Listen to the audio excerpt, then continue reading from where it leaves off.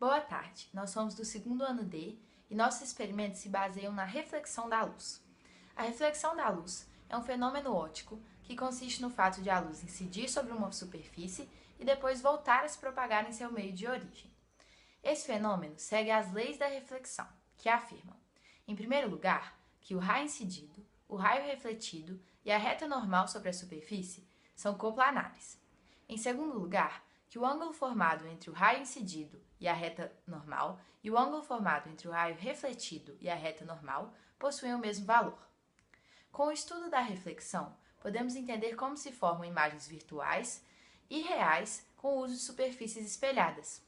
Assim, podemos explicar a formação de imagens no espelho infinito e em um holograma, que são os experimentos que apresentaremos a seguir.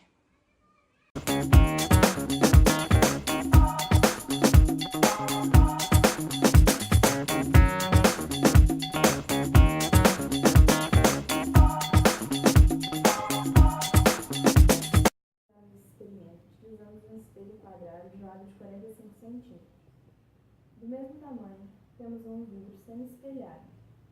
Além disso, utilizamos luzes de LED, a qual colocaremos entre as duas superfícies, sendo que o espelho virá por baixo. Dessa forma, ao ligarmos as luzes de LED, elas se refletirão infinitamente entre as duas superfícies.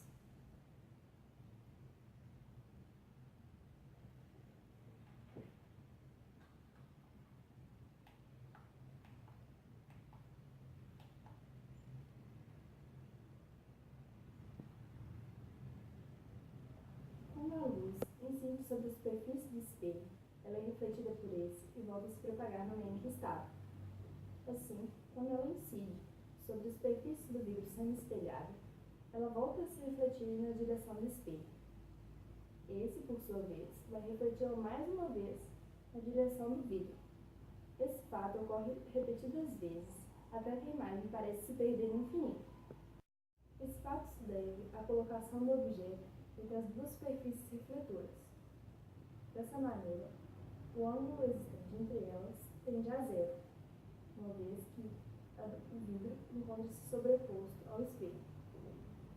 Como calculamos a quantidade de imagens formadas entre duas superfícies refletoras, como sendo 360 graus dividido pelo ângulo existente entre elas, e esse ângulo tende a zero, a quantidade de imagens formadas tende ao infinito, e portanto a imagem se repete infinitas vezes até se perder.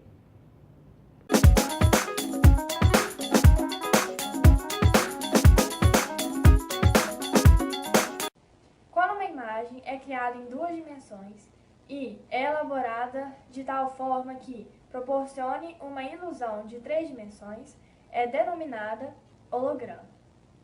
No nosso holograma, utilizamos 4 trapézios de acrílico com 18 centímetros da base maior, 2,5 centímetros da base menor e 11 centímetros de altura. Criada em 1948, a holografia só foi utilizada a partir dos anos 60 e hoje em dia ela é muito utilizada na sofisticada tecnologia da fotografia.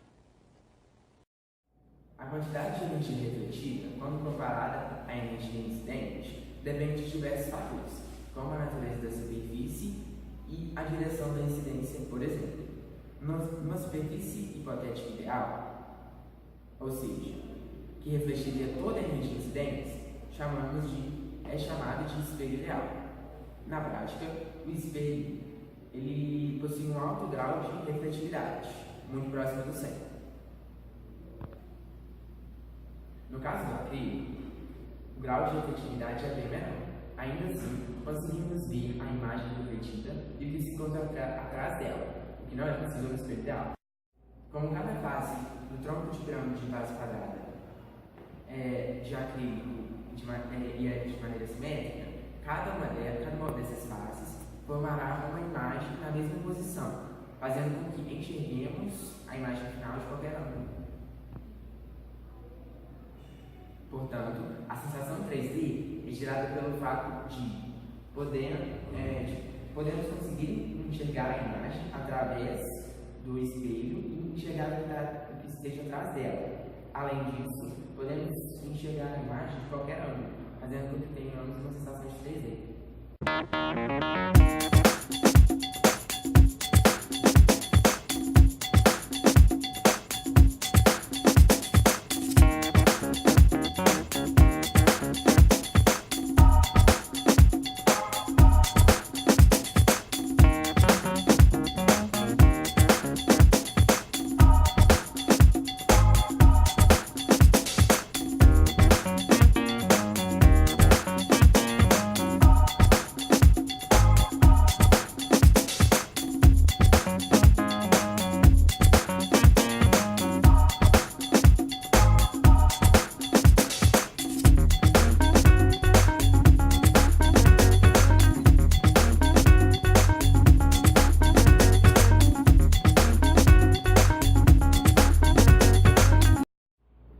A imagem que o holograma forma é uma imagem virtual formada da seguinte maneira. Os raios são refletidos pelo celular e se forma uma posição vertical, como ocorre nesse espelho.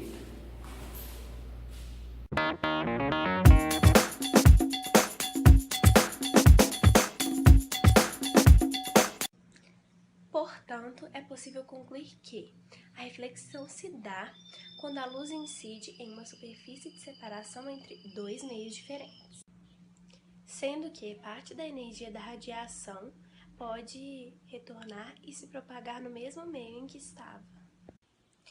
Esse é o fenômeno chamado de reflexão, no qual nós baseamos os nossos experimentos de nosso trabalho.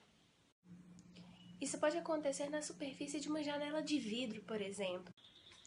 Nós chamamos de imagem o ponto de intersecção da direção dos raios de luz que emanam de uma superfície, sendo esta real ou virtual. No caso da reflexão, é o ponto de encontro dos raios refletidos. Se a luz realmente passa por esse ponto, a imagem é real. Caso não, a imagem é chamada de virtual. Para obter uma imagem virtual, é necessário prolongar a direção dos raios de luz.